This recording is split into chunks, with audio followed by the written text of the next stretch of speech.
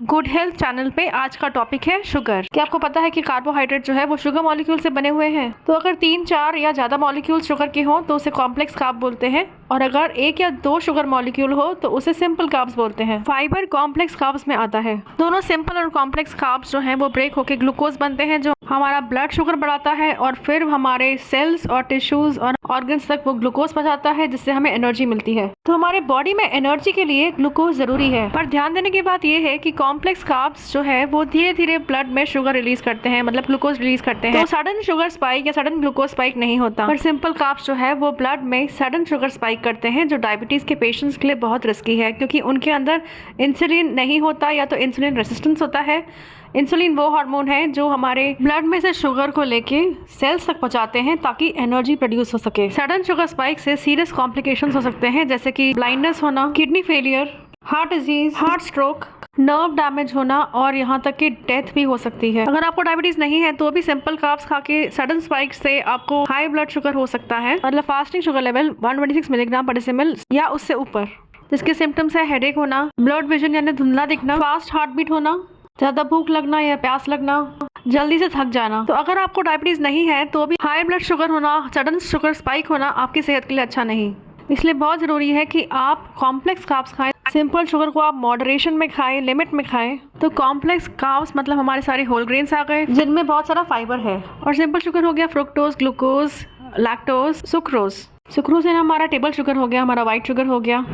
Fructose यानी fruit से मिलने वाला सिंपल शुगर, और लैक्टोज यानी डेयरी या मिल्क प्रोडक्ट से मिलने वाला सिंपल शुगर। सिंपल शुगर में 1 या 2 शुगर मॉलिक्यूल होते हैं, ये जल्दी से एब्जॉर्ब हो जाते हैं, ब्लड शुगर स्पाइक करते हैं। अब हम इन्हें कंपेयर करें तो जो फ्रूट से मिलने वाले शुगर्स यानी फ्रुक्टोज, उनमें फाइबर भी अच्छा होता है और न्यूट्रिशन भी अच्छा होता है। तो भले इसमें सिंपल कार्ब्स है पर इसमें फाइबर और न्यूट्रिशन अच्छा है। जैसे हमारे रेजन्स हो गए जो ग्रेप से बने हैं, या हमारे डेट्स हो गए, इनमें सिंपल शुगर तो है पर साथ में फाइबर भी अच्छा है और बहुत सारा न्यूट्रिशन है। पर वही अगर फ्रूट जूस पीते हैं आप जिसमें फाइबर निकल जाता है, तो बिना फाइबर के वो आपके ब्लड में सडन शुगर स्पाइक करेगा। हालांकि फ्रूट जूस में भी बहुत सारा न्यूट्रिशन होता है जैसे फ्रूट में होता है। तो अगर हम व्हाइट शुगर से कंपेयर करें तो ऑब्वियसली जूस बेटर है, क्योंकि उसमें न्यूट्रिशन है और फ्रूट्स खाना एकदम बेस्ट है।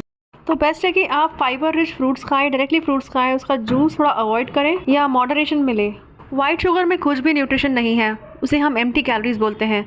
उसमें ढेर सारी कैलोरीज है, सडन शुगर स्पाइक करेगा, ना तो उसमें फाइबर है ना तो उसमें न्यूट्रिशन है। जागरी में न्यूट्रिशन तो है पर उसमें भी सिंपल शुगर है, वो सडन शुगर स्पाइक करेगा। तो जागरी से भी आपको हाई कैलोरीज मिलेगी। तो सारे सिंपल शुगर के सोर्सेज को अगर हम कंपेयर करें तो सबसे बेस्ट होगा नेचुरल शुगर के सोर्सेज, जैसे डेट्स या रेजन्स। आप उनको पानी में भिगा के इनका सिरप बना सकते हैं और उन्हें मिठाइयों में या कोई भी स्वीट डिश में डाल सकते हैं as an alternative to white sugar.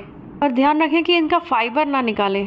ये natural fruit sources of sugar को आप उनके फाइबर के साथ खाएं, यानी उनके छिलके के साथ। और ध्यान रखें कि भले ये वाइट शुगर से तो बेटर ऑल्टरनेटिव है, पर ये भी आपको अच्छी खासी कैलोरीज देंगे, अच्छा खासा शुगर देंगे। तो इन्हें थोड़ा सा खाएं, एकदम मॉडरेशन में खाएं। तो आपकी डाइट में कॉम्प्लेक्स कार्ब्स रखें और सिंपल शुगर आप नेचुरल सोर्सेज जैसे फ्रूट्स के फॉर्म में लें। नेचुरल फ्रूट्स लें, उन्हें छिलटे के साथ खाएं, उनका जूस अवॉइड करें, क्योंकि जूस में छिलटा निकल जाता है, फाइबर निकल जाता है।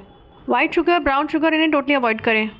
तो अब तक हमने देखा नॉर्मल और डायबिटिक लोगों के बारे में कि किस तरह से उन्हें सडन शुगर स्पाइक अवॉइड करना चाहिए। और ऐसे भी लोग होते हैं जिनका ब्लड शुगर लो होता है, बहुत टाइम से भूखा रहने के कारण, या कोई मेडिकेशन के कारण, या डायबिटीज़ के ट्रीटमेंट के कारण, या किसी और बीमारी के कारण। लो ब्लड शुगर मतलब 70 मिलीग्राम्स पर डेसीलीटर से कम। लो ब्लड शुगर में आपको चक्कर आ सकते हैं, हेडेक हो सकता है, नौशिया हो सकता है, शेकीनेस होती है, पसीना निकलना, थकावट ज़्यादा होना। तो लो ब्लड शुगर में आपको 15 to 15 रूल अप्लाई करना है, मतलब आपको 15 ग्राम्स ऑफ शुगर लेना है और 15 मिनट्स वेट करके फिर से चेक करना है। अगर फिर से आपका ब्लड शुगर कम है तो फिर से 15 ग्राम्स ऑफ शुगर लेनी है और इस तरह से रिपीट करना है प्रोसेस। 15 ग्राम शुगर आपको मिलेगा हाफ कप फ्रूट जूस से, या 1 टेबल स्पून शुगर से, या 3 ग्लूकोज की टैबलेट से। कई बार कई बीमारियों में आपको वीकनेस आ जाती है, उसमें आपको ग्लूकोज दिया जाता है और फ्रूट जूस दिए जाते हैं ताकि आपकी वीकनेस कम हो सके, आपको फिर से एनर्जी मिल सके। तो ऐसी बीमारी की कंडीशन में जहां आपको वीकनेस आ गई है, सिंपल शुगर नॉर्मल बनाने में हेल्प करता है। पर अगर आप बीमार नहीं हैं, आप नॉर्मल हैं, तो आप सिंपल शुगर को लिमिट में लें और कॉम्प्लेक्स कार्ब्स को एक बैलेंस डाइट के फॉर्म में लें। तो आशा करती हूँ कि शुगर के बारे में आपको अच्छी जानकारी मिली। अगर आपको कोई भी डाउट्स हो तो कमेंट सेक्शन में ज़रूर लिखें। और अवेयरनेस बढ़ाने के लिए इस वीडियो को शेयर करें। अपना ध्यान रखें और स्वस्थ रहें।